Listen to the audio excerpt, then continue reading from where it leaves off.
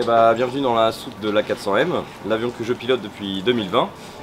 Par ailleurs, je me présente à vous, je suis le capitaine Antoine de l'escadron de transport 461 Béarn et je suis issu de la promo 2014 de l'école de l'air.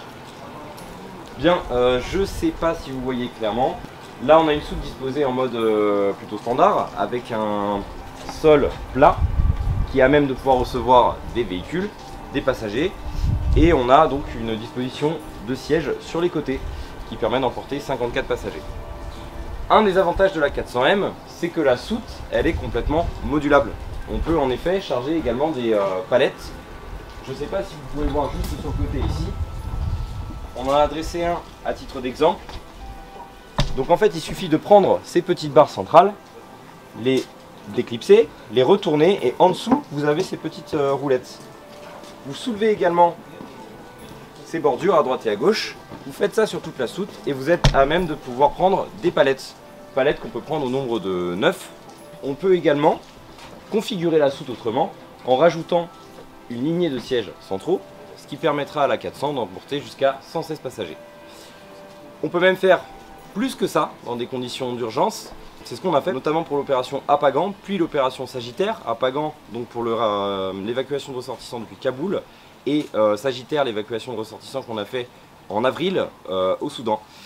Il a fallu trouver des moyens, donc c'était forcément pas sur des sièges, mais on a pu embarquer jusqu'à 272 passagers dans des conditions relativement précaires, tout ça pour les sauver et les extraire de la zone de menace.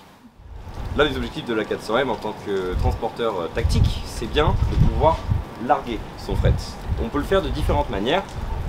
La première des manières, c'est l'issue axiale, qui va être privilégié pour du largage de parachutistes en haute altitude ou bien le largage de matériel en basse altitude. Largage de matériel qui s'effectue sur la configuration de palettes, palettes qui seront bloquées électromécaniquement par les systèmes de l'avion et qui peuvent être déverrouillées pour laisser glisser les palettes et être larguées jusqu'à la zone visée. On peut larguer soit par gravité, soit à l'aide d'un parachute extracteur qui permet d'extraire un petit peu plus de poids sur ces palettes. Vous pouvez voir sur mes côtés à droite et à gauche les portes para qui permettent de larguer des parachutistes, cette fois-ci en basse altitude. Pour rappel, 116 passagers, on peut bien larguer jusqu'à 116 parachutistes depuis la 400M en une seule fois. Ce que vous pouvez voir juste ici en dessous, c'est la Loadmaster Workstation, c'est le poste de travail du Loadmaster. Loadmaster qui est en général un sous-officier dont le rôle est de charger et décharger l'avion en toute sécurité et également d'assurer l'application des règles de sécurité du fret que l'on transporte. Car en tant que transporteur militaire, on est amené à transporter du fret qu'on dit standard, non dangereux, mais aussi des choses un peu plus particulières, de munitions jusqu'à des missiles pour supporter nos avions de chasse projetés dans les opérations extérieures. Ce qu'il faut savoir sur cet avion, c'est que par rapport au Transal, on réduit l'équipage minimum pour effectuer une mission. Ainsi, sur A400M, seulement 3 personnes sont nécessaires au minimum pour effectuer une mission, soit un Loadmaster et 2 pilotes. Sur Transal, ils étaient quasiment 2 fois plus, en comptant un navigateur, un mécanicien conduite et d'autres spécialités. Concernant ma formation, je suis issu de la promotion 2014 de l'école de l'air. Je suis donc officier de carrière et pour intégrer l'école de l'air, j'ai fait 2 ans de classe préparatoire en maths sup puis en maths spé. J'ai ensuite fait mon cursus ingénieur au sein de l'école de l'air et j'ai commencé ma formation en vol en 2017. En 2017 à l'EISPN, escadron d'instruction au sol du personnel navigant, puis au CFAMI, Centre de formation aéronautique militaire initiale, sur SR20. Ensuite, on rejoint Cognac sur Grop 120, où on effectue le tronc commun, où on pousse un peu plus la formation dans des vols un peu plus militaires, comme les vols en formation, la voltige, ou bien le début des vols aux instruments. Ensuite, différenciation, soit vous êtes en chasse, soit vous êtes en transport. J'ai été pris en transport, j'ai donc rejoint Avord, à côté de Bourges, et j'ai piloté des Xingu sur lesquels j'ai poursuivi ma formation.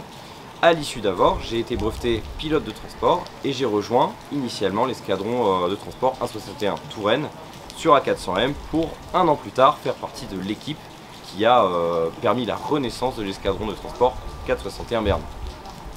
Hop, eh bien bienvenue dans mon bureau, le cockpit de l'A400M. Pour vous le décrire brièvement, il est basé sur l'architecture d'un cockpit d'A380, sur lequel on a rajouté des modalités spécifiquement militaires, à savoir une gestion de la dépressurisation qui est nécessaire pour l'ouverture des portes avant le largage, le VS qui est un capteur infrarouge qui se reproduit ici en transparence sur notre visualisation tête haute, ou HUD en anglais, qui est vraiment de très bonne qualité et qui permet d'avoir les informations de vol directement dans notre champ visuel, puisque c'est collimaté à l'infini. C'est exactement le même principe que sur les avions de chasse. Cet avion, contrairement à ses prédécesseurs, se pilote avec des tout petits manches, à droite et à gauche, comme vous pouvez le voir, et avec ses manettes. Donc le manche et les manettes permettent de manier ces 141 tonnes avec ses 44 000 chevaux, soit 11 000 chevaux par moteur. Beaucoup d'écrans. On est sur un concept qu'on appelle le Glass Cockpit, où on vient remplacer toutes ces jauges par des écrans sur lesquels on peut afficher tout un tas de données qui sont choisies par l'équipage. L'avantage de ce cockpit, c'est qu'il suit la philosophie Airbus, dans le sens où plus un pilote a besoin d'utiliser un système, plus il va l'utiliser souvent, plus le système en question va être proche du pilote. En soi, ça fait qu'un pilote peut rester 8 heures assis sans avoir à se lever et effectuer la totalité de la mission. Ce cockpit, réellement bien pensé, permet de faire les choses de manière intuitive. Alors oui, certes, on peut se dire qu'il y a beaucoup de boutons, que ça paraît complexe. Néanmoins, comme je vous l'ai dit, la philosophie de cockpit d'Airbus fait que on s'y retrouve. On s'y retrouve en tout temps, en tout lieu, et de manière aisée. Donc ça s'apprend finalement facilement. Les missions s'effectuent de manière nominale puisque les procédures sont encore une fois intuitives avec les systèmes. Les systèmes sont vraiment une aide au pilote. La répartition des rôles, en tout cas dans l'armée de l'air française, on va asseoir le commandant de bord à gauche, le copilote à droite. Une question qu'on nous pose souvent, c'est est-ce que cela change de piloter l'avion de la main droite ou de la main gauche? Absolument pas. Vous pouvez voir ici que nous avons un troisième siège qui est en fait une option qu'a choisi de prendre la France. Pourquoi? Eh bien, même si l'équipage minimal, donc on parle bien d'équipage minimal, sont ces deux pilotes et un loadmaster, il faut bien comprendre que la complexité des missions dans lesquelles on intervient demande parfois un troisième homme, ici derrière. Vous pouvez voir qu'il a accès, grâce à cet écran, à toutes les informations disposées devant les pilotes. Et il peut choisir d'afficher n'importe laquelle. Ainsi, ce troisième homme, qui n'est ni en train de piloter, ni en train de faire la radio, peut se concentrer sur d'autres faits et est vraiment une aide à l'équipage et permet d'augmenter ce qu'on appelle la SA, la Situation Awareness globale du cockpit. Ce qu'il faut aussi prendre en compte, c'est que les missions sont très variées sur la machine.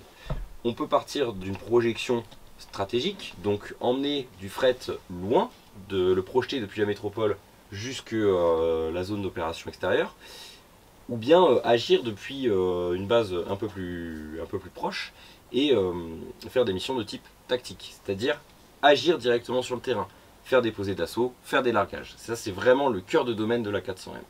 Ainsi, entre toutes ces missions, les durées sont variables. Ainsi, on peut, donc la mission de type stratégique, on va faire un vol plutôt, mettons, vers Djibouti, et du coup voler de 6 à 7 heures de vol pour rejoindre cette destination. Le vol de type tactique sera un petit peu moins long, puisque projeté un peu plus proche en général. Par contre, sera beaucoup plus dense. Typiquement, la semaine dernière, j'ai fait un vol de formation à 3 A400M, accompagné par 2 Rafales en protection. Nous avions pour mission, en entraînement, de larguer des parachutistes dans 2 zones différentes, et cette zone était défendue par 4 Mirage 2000. Je vous laisse entendre que la complexité de cette mission a nécessité la présence d'un troisième homme qui était indispensable, que ce soit pour la préparation ou bien pour l'exécution de la mission. La particularité de l'A400, c'est qu'il peut mixer ces deux types de missions, c'est-à-dire partir de la métropole, effectuer un vol long, et à l'issue de ce vol long, effectuer une phase tactique. C'est ce qu'on a fait, notamment en emmenant des parachutistes depuis la France et en les larguant à l'issue d'un vol de 7 à 8 heures directement à Abidjan. Ça montre que l'A400M, par son efficacité, permet la projection rapide et massive de moyens français, et aussi raccourci la boucle décisionnelle entre la décision du politique et l'exécution de nous, militaires. Une mission qui m'a particulièrement marqué, c'est une des premières missions que j'ai réalisées sur A400M. On avait donc la charge d'accompagner la patrouille de France pour supporter tous leurs frais logistiques, les moteurs de rechange, etc. et les accompagner jusqu'à Dubaï, où avait lieu l'exposition universelle.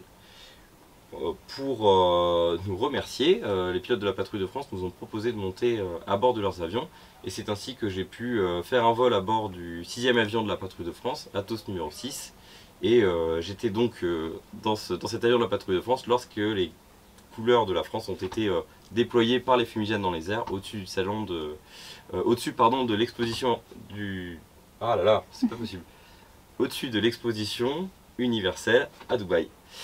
Ça constitue un merveilleux souvenir puisque finalement c'est un rêve d'enfant qui s'est réalisé via la 400M.